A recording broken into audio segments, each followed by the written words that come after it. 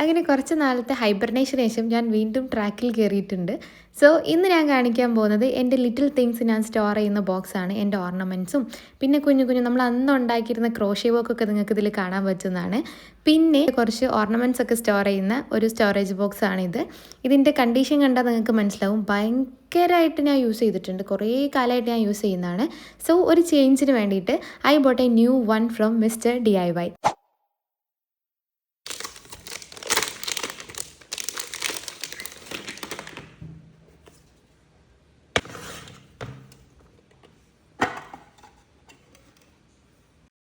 Okay, ഞാനീ കാണിക്കുന്നത് ഇതിൽ ടോട്ടൽ 10 കമ്പാർട്ട്മെൻറ്റ്സ് ഉണ്ട് എന്നുള്ളതാണ് ഞാൻ കാണിക്കുന്നത്. നമുക്കിനി ഒരു ക്ലീനിങ് സൊല്യൂഷനൊക്കെ ഇട്ടിട്ട് നല്ല വൃത്തിയായിട്ടൊന്ന് ക്ലീൻ ചെയ്തെടുക്കുക. ട്രാൻസ്പെറൻ്റ് ആയിട്ട് ഇരിക്കുമ്പോഴായിരിക്കുമല്ലോ അതിന് കുറച്ചും കൂടെ ഭംഗി ഉണ്ടാവുക.